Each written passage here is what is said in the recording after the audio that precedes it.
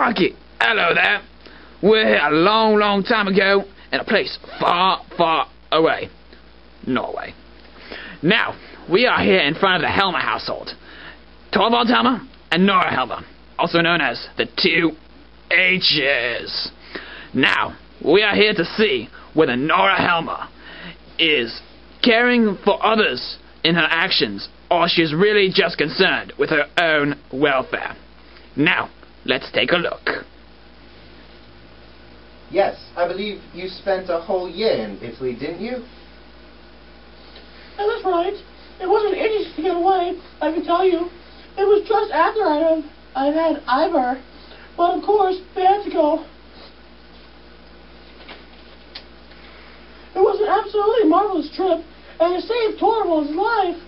But it cost an awful lot of money. Wait, Christine. freeze that point. You hear that? It cost an awful lot of money. And Nora, in order to save Torvald's life, made the sacrifice. Let's continue. That I can well imagine. $1,200, 4,800 crowns. That's a lot of money, Christine. Yes, but in such circumstances, one is very lucky if one has it. Well, we got it from Daddy, you see. Ah. Wait, freeze that point once again. Now, she says Daddy, but what she really means, well, later on you will find that she took a loan out herself. Now, this would seem illegal and unjust to some, but in this case, it was for love. She loved her husband and wanted him to live. And this was a just sacrifice, and she bears the burden of repaying this loan because she loves her husband. Hello again. Now, we are about to look in to another example of Nora's generous side. See, here she is talking to Mrs. Lind and wants to get her a job.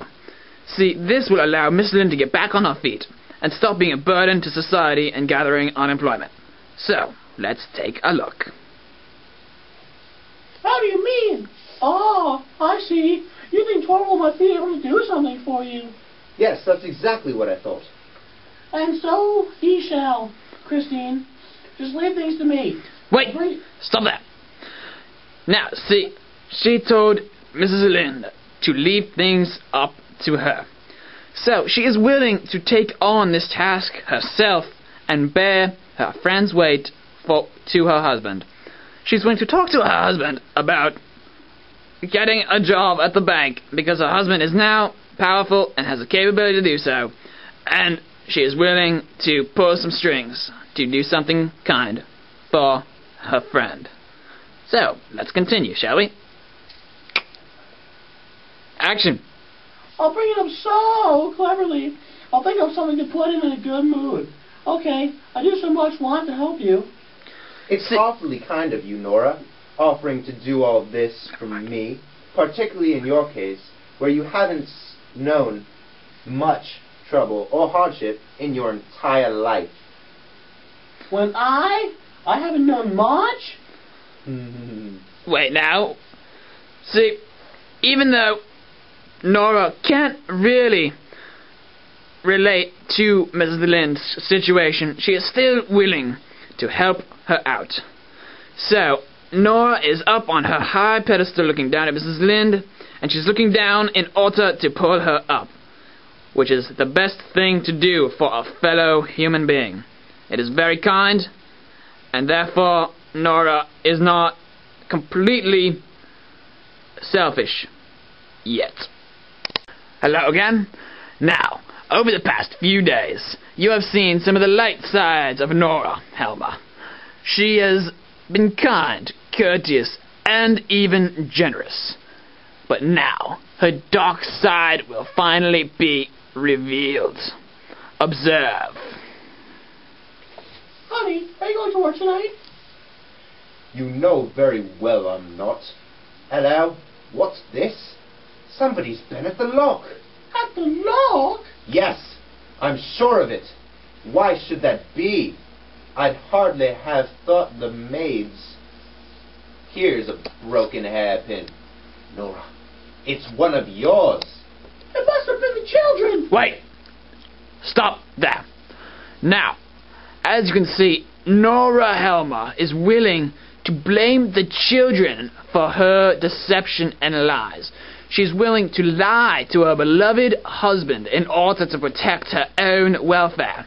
Now, does this really seem like a very charitable act to you? No, it doesn't. So, this is one of the many darker sides of Nora Helmer. Hello again.